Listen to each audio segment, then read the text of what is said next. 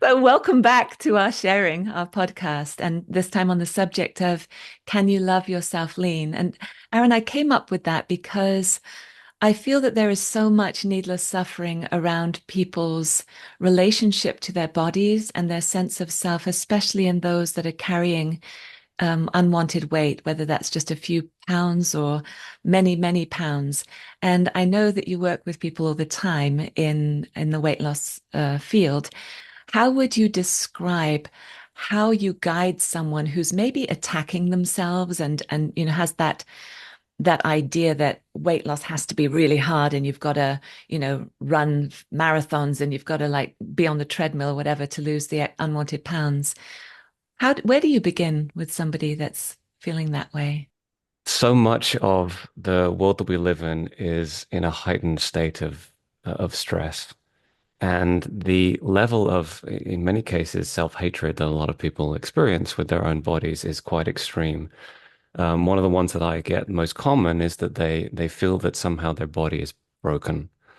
And that's a major one because they often see, unfortunately, they often see, I don't, now it's Instagram, it used to be magazines.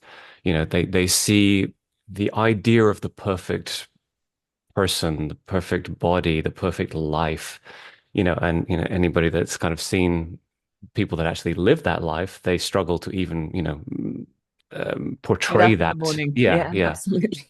Um, so it becomes very, very difficult because they often are always looking outside of themselves for a solution, and they never, or very rarely, do they take the time to actually look inside.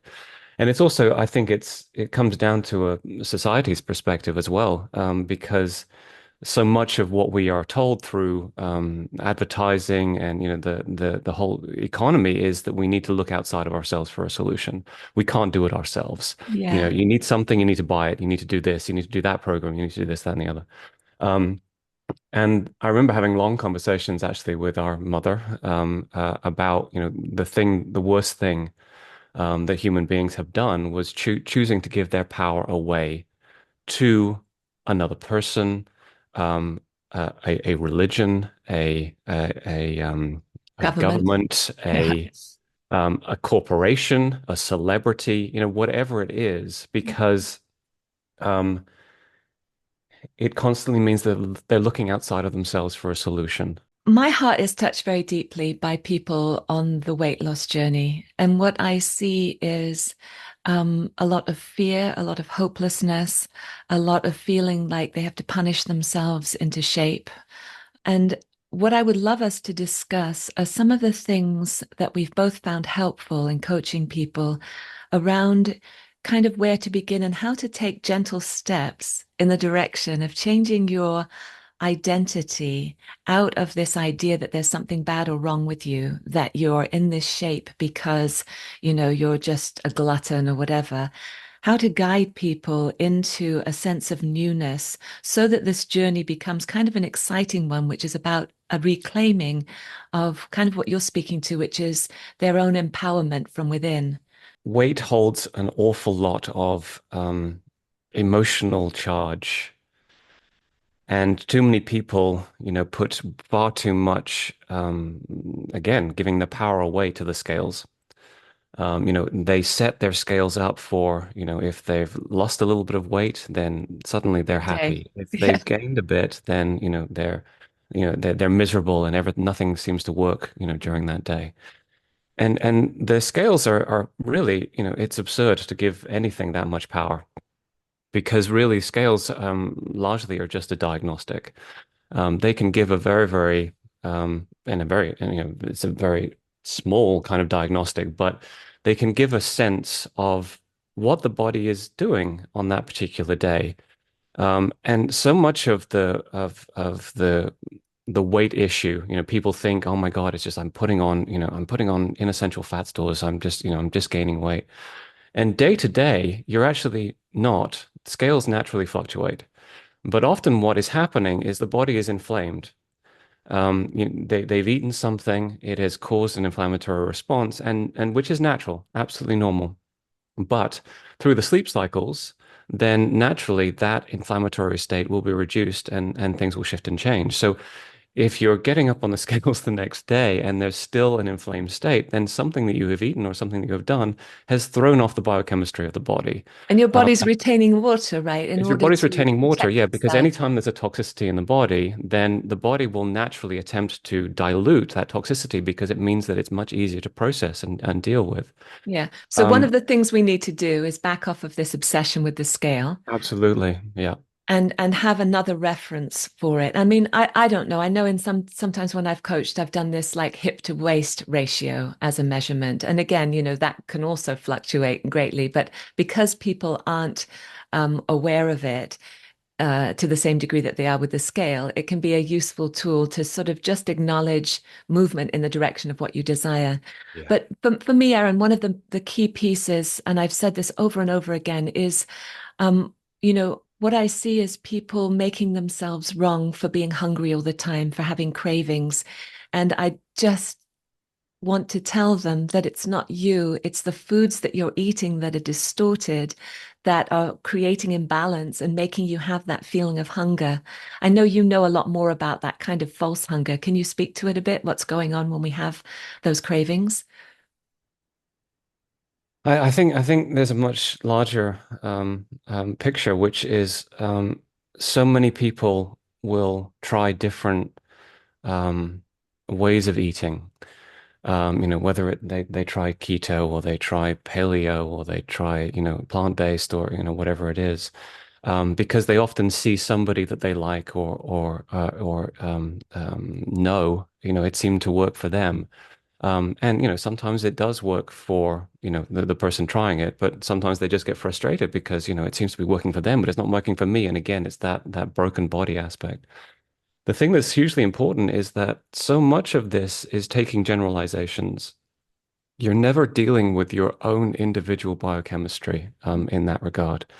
So, a food that works well for one person may not work well for you. And there's nothing wrong with that. What it does mean is that, the person needs to listen to their own body. Now, if we're talking about junk food, mass-produced food, then that's a very different story because unfortunately, it's hugely important to realize that a lot of the stuff that is put into these foods is designed to make you hungry. It is. I always use Coca-Cola as an interesting example because Coca-Cola originally contained cocaine, and cocaine became illegal, and so the Coca-Cola company had to find a way to make their new product as addictive Or more as so. it was previously Yeah. with cocaine. So what did they do? Well, they filled it with caffeine, a very addictive substance, and they filled it with sugar, also a very addictive substance. Many doctors around the world have attempted to have, table sugar classified as a drug because of the way that it shifts the biochemistry in the brain, the biochemistry in the brain. And it's also Creates cravings, right? it It creates makes cravings as and it's a soon as you start to diuretic. throw it So, off. Yeah. you're just wanting more and more and more. Yeah. And I use that example because it's a fairly basic one. But a lot of these chemical foods, the body has never had to process them before.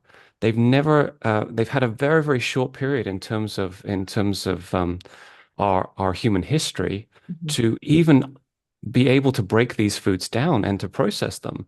And it literally throws the body out. There's that concept of coherence and incoherence. With these kinds of foods, the body moves into this incoherent state. And in this incoherent state, the biochemistry of the body gets completely thrown off. And when it gets thrown off, then it has a tendency to crave what it does not understand. And so when we eat these foods, it just wants more and more and more of them because of how much it throws off the biochemistry of the body. And through the process of throwing off the biochemistry of the body, you create inflammation, you Mm. create water retention, and it's a snowball effect. It just becomes worse and worse and worse and worse. And then because it throws off the biochemistry of the body, it also throws off the emotional aspects of it. So we have a tendency to go into this thing of like, oh, why don't I have more willpower? Yeah. And it was, there was an interesting, series of studies that were done on willpower because, we always, like to think that there are some people that are just so willful that they can just, be in any situation and they can only choose good food or whatever it is. And it turns out that the only difference between those people that seem to have very, very good willpower and those that don't is that those people seemingly with good willpower choose not to put themselves in situations where they are tempted. Mm. That's the only difference. That's really interesting, Aaron. Yeah. Yeah. And so I think in general we'd agree that the kinds of food that support people best are those foods that are as close as possible to their natural state. In other words, I don't know, a carrot pulled from the ground is going to be better than some sort of, it's a bad example, but some carrot that's been processed with added this and added that. I don't know Yeah. who processes carrots, I don't know.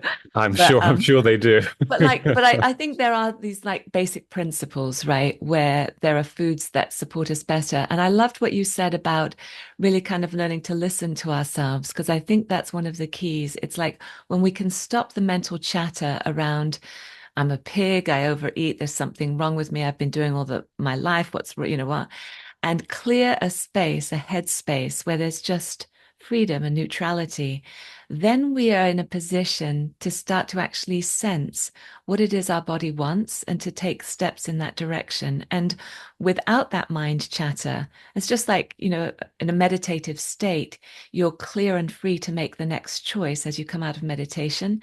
And so I want to see what we can do, how we can help people to start to trust themselves in relation to food and also make choices in relation to food as if their body is a sacred temple that they want to support rather than this thing that they're lugging around that is misbehaving or that they feel has betrayed them, so that they can kind of come into a balance where what they want to eat is what's best for them. I recognized long ago that sugar was not my friend. And I came to quickly realize that I went off eating any kind of cake. And people always say to me, I was even at a thing last night, and people are like, oh, let's have some cake. I'm like, actually, I don't like cake. And it's really true. I do not like cake. And when it's a birthday, I try to avoid cake or whatever. But it's only because for years I kind of associated that with feeling really awful, yucky after eating it. And it's probably in my case, the wheat in it, the sugar, whatever.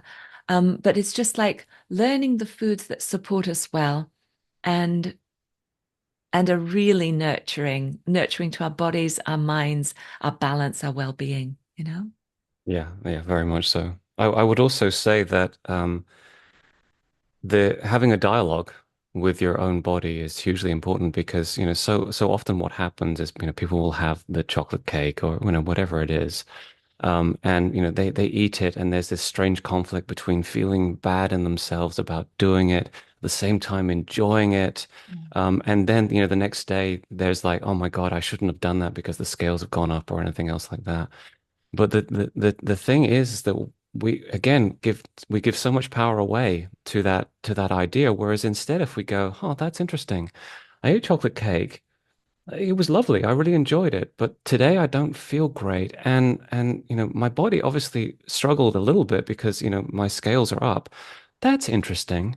So, it's like we want this kind of curiosity of a child Yeah, as nice. opposed to, we often treat ourselves with this kind of unruly mind that we have of just And like contempt, this right? massive conflict between, oh, I really enjoyed that, but I feel awful about doing Yeah. it, and et cetera, et cetera. And that's a horrible state. But again, if we think of it like if that was, shall we say, a child of ours that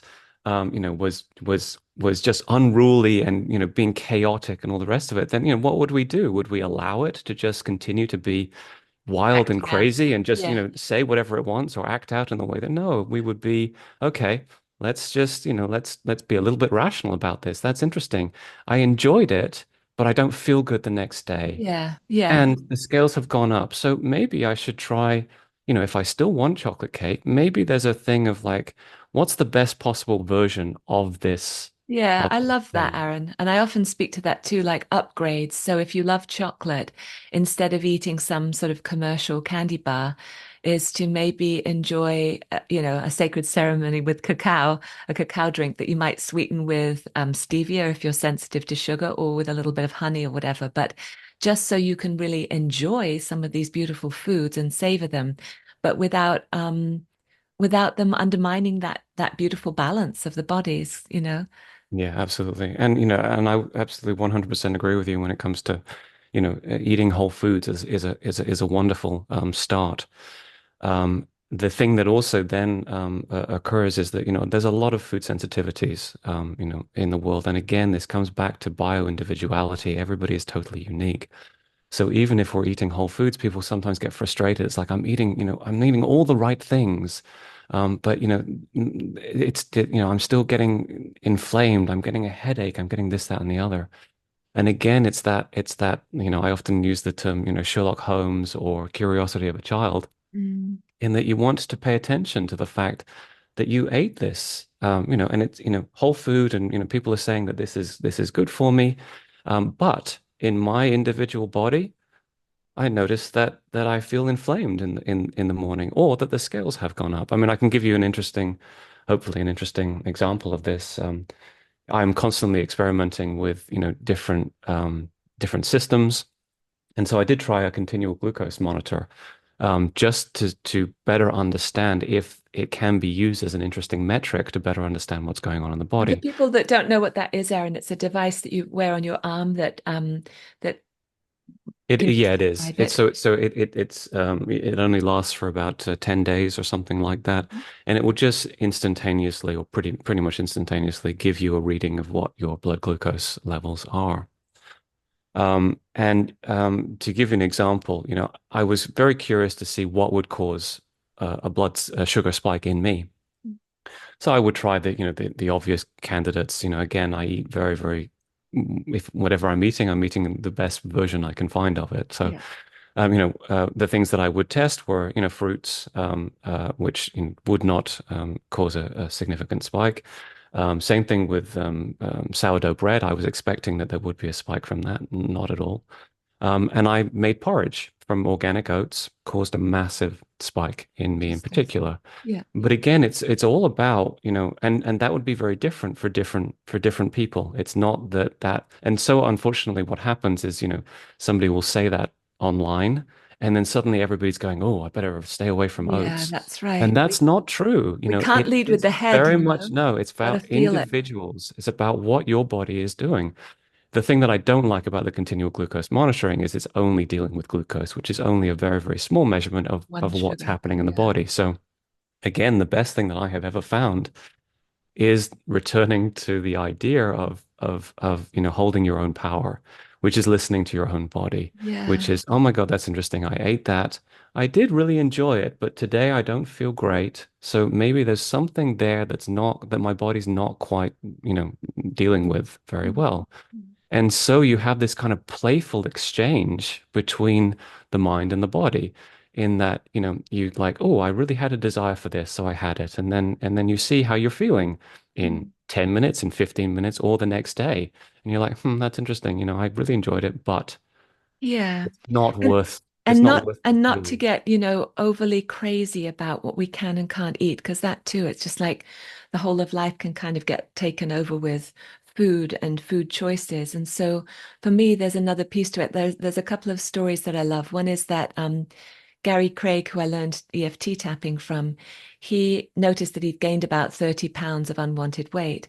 And so he just decided to use intention. He decided, right, I'm going to, without dieting, without changing anything, I'm going to lose these unwanted pounds of weight.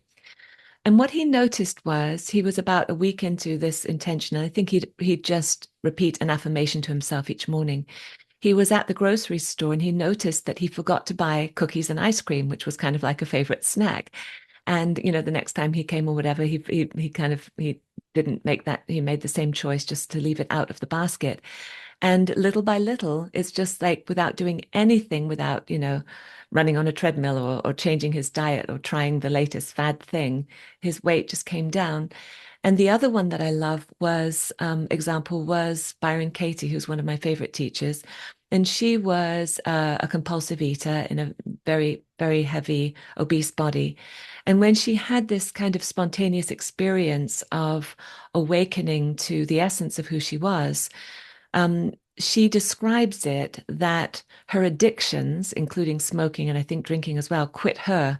Like because mentally she was clear, she just wasn't drawn to those habits or those compulsive behaviors anymore. And, I think people carry so much guilt and shame around addictive eating or addiction in general. And I think that there is a pathway through it, which is kind of what you're speaking to, that self-compassion and gentleness and curiosity and noticing, such that when the addictive substance is before you, if you choose to indulge in it, you do so mindfully and consciously. If you're smoking a cigarette, you smoke it and you really taste, you're like, what is this? Instead of indulging in an addiction where you've got all of this negative self-talk going on at the same time. So you're poisoning yourself on the mental level and the emotional level and not really enjoying the thing that you're Yeah. substance. Yeah, and the one that I love is Eckhart Tolle. When somebody asked him, I think it was The Power of Now, but he asked him, why he couldn't quit smoking.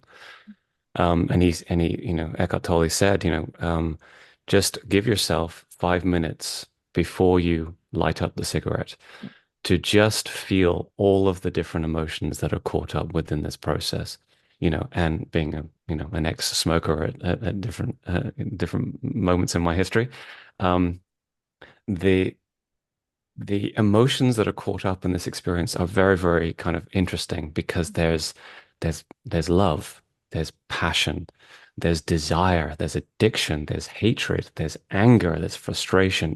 You have a smorgasbord of these Yeah, emotional experiences.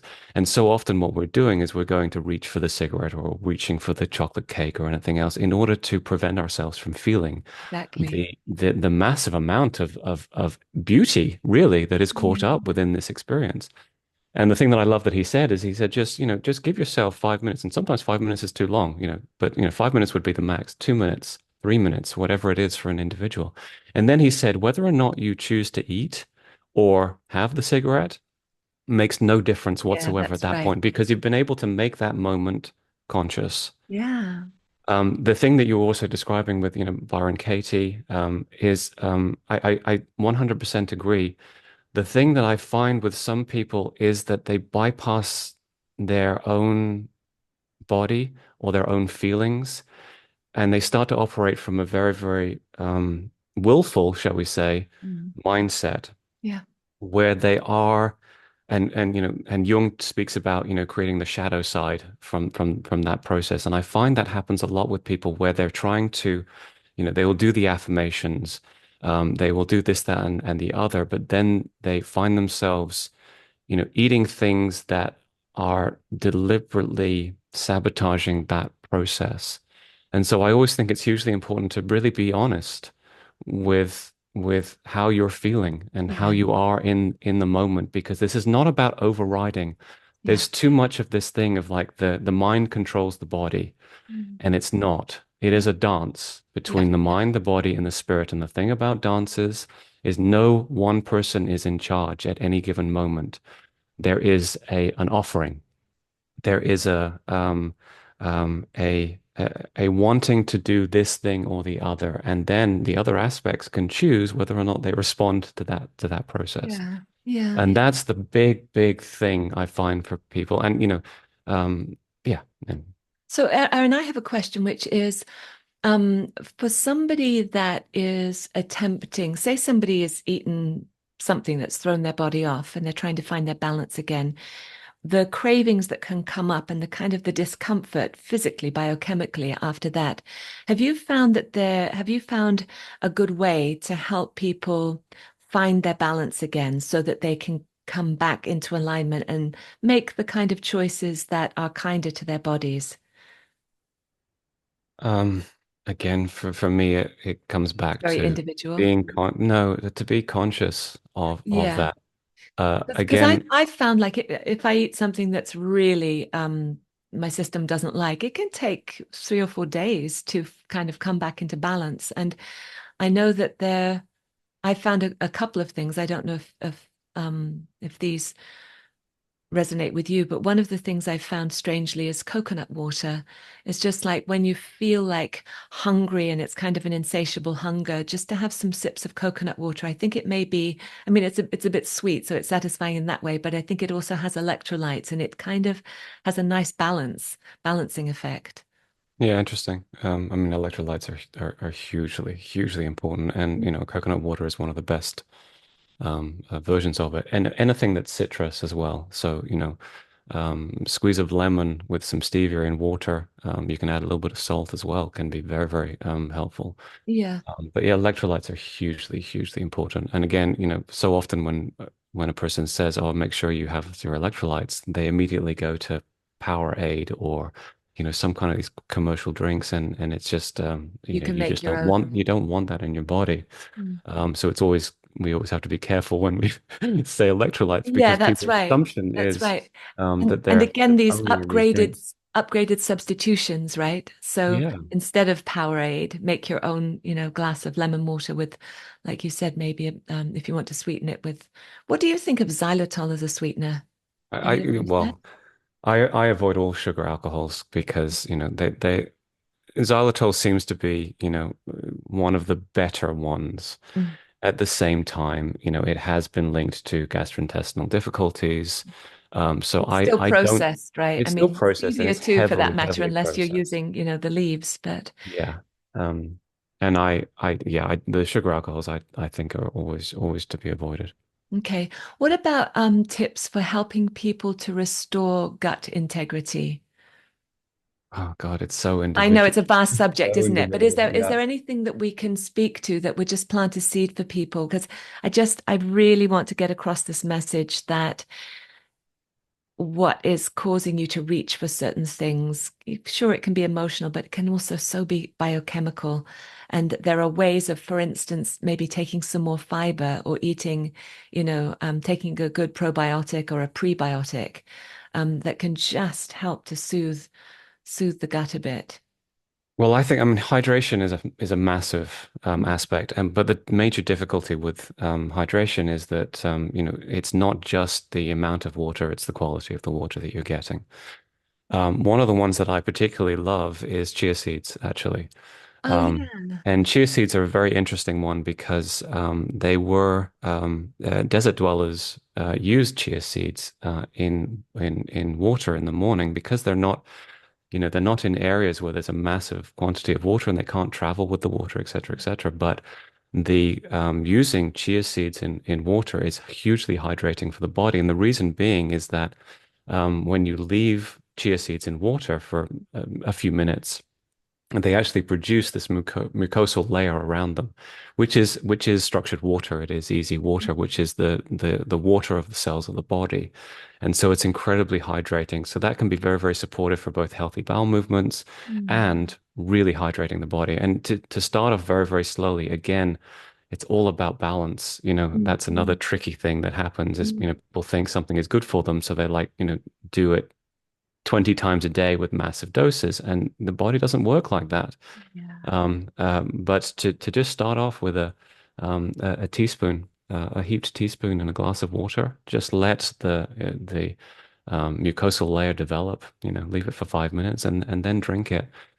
Very satisfying for the Mm. body. Very hydrating for the body. Mm. And yeah, that's one of the most gentle ones. Fiber is tricky based on what is going on in their digestive system Mm. because some forms of fiber are very aggressive. And if there is a leaky gut issue, then you are compounding that issue often by stripping the mucosal layer, the lining of the gut wall. Mm. And so, finding fiber, usually the best source of fiber is not taking fiber supplements, Yeah, but yeah. is the fiber from the greens, from the vegetables that we are consuming. Yeah, I quite like golden linseeds or flax seeds ground up and sprinkled on things. I find those tend to agree with me. But again, like you would say, everyone's different, and for some people that might be helpful and for some not. Yeah, Um, no, and it's and I mean, we live in New Zealand, so flax is well used here, and it is a wonderful source. And ground up is important because when you look at it, the seed itself, it can actually be quite harsh in terms of its reaction within the digestive tract. So mm, mm. So let's say someone is really wanting to do a reset and kind of bring their body into balance, lose some unwanted weight that they've been carrying, but and also feel really well. What are a couple of tips? I mean, I like the chia seed one. What are a couple of tips that you could give people around just their approach to eating, maybe certain foods that would just set them up for success? We've said, I know I keep putting you on the spot. yeah, We've said the thing about like if you're going to have, for instance, if you have a craving for chocolate to upgrade to a better form of it, right? And maybe yeah, to, if you're sensitive to sugar, then pull back on the sugar and have something that's not going to spike blood sugar and lead to more cravings. yeah. Um, I It, mean, yeah, I mean, to me, hugely again, I think it's about finding the joy in our own lives that are to begin with outside of the emphasis we place on the joys that we get from food. mm, Because and food is wonderful, and we should, embrace the magic of that realm. There's no doubt about it. But to look perhaps at other parts of a person's life where they perhaps have not experienced the sense of joy that they did as a child, yeah, or the moment of like, oh, I really liked it when I was writing, or I loved it when I was practicing singing, or and again, this is totally unique for each individual person, but so often we're using food as often a way to switch gears. We have a hard day. The level of stress that's often in a person's system is quite considerable. And at the end of the day, we're asking the body to almost do an impossible thing, to go from a almost chronic fight or flight state of just getting everything done that needs to get done, and we come home and we have to get out of that mode instantaneously. mm, And mm, it's not possible. mm, And so, well, that's not true. It is possible, but we need to develop other ways of being able to do yeah, it. But so often what happens is people will then have a glass of wine or a beer, or they will turn to something that will automatically change gears of the body, whether it's, what they call the wheat coma, the bread coma, yeah, or the sugar high and then the absolute collapse. The body is um, the unconscious aspect is almost taking over at this point because it needs to be able to change the gear. yeah. It needs to just go ugh, Yeah, and so at that at that point, point. we can look to nourish ourselves maybe with some beautiful music, maybe with a cup of tea or some sparkling water or something that Absolutely, yeah. as we shift gear consciously and then, step into maybe preparing some food. Like I think one of the challenges, like when you speak to when someone comes home from work and they're hungry and it's been a stressful day, I always find it's great to have food that's ready to go so that stuff has been prepped ahead of time. And I like to always make up, I mean, for you and I both, like salad has always been a big part of our lives, right? A big fresh salad. And I like to make up a huge bowl of it, which will last for, 2 or 3 days covered with a shower cap. I use one of those like stretchy things. And what I found is like even for people, we love fresh salads because we've just been raised eating them and they taste delicious to us. But what I found also is it's important to make really beautiful dressings. When I was in Costa Rica recently, that was the thing that I was most thrilled with the food that they prepared, because they'd make these dressings that had at their base things like tahini and ground up sunflowers, but then they had tons of fresh herbs like coriander or parsley and lemon juice. And then they would put in something surprising, like something called amla fruit or passion fruit or whatever. So it was this beautiful mixture of tastes and flavors. And I've started kind of playing with that, and I've been making salads for years and years and years, but I've started playing with making up salad dressings that aren't your typical salad dressings. Yeah. So in other words, those are, you might put a bit of olive oil in it or whatever, but they're wholesome, fresh, but also flavorsome with different spices and herbs mixed in. And that there's something about the combination of that, the texture of the creaminess of that with the raw vegetables, raw and or some cooked vegetables mixed together, that is just so yummy. And Yeah. lots of avocados. I love, Satisfying, foods that satisfy but are whole foods. yeah, yeah, I love that. And it also, it shows a level of self-care Yeah. and self-respect as well. Yeah. Where you are really taking the time to prepare a meal and really taking the time to eat a meal. Again, so many people will eat on the run. Yeah. And when they do that, the reason we have fight or flight and rest and digest is that they don't, I mean, they do operate to some degree at the same time. But we need to take the time to rest and digest, to Yeah. eat. Yeah.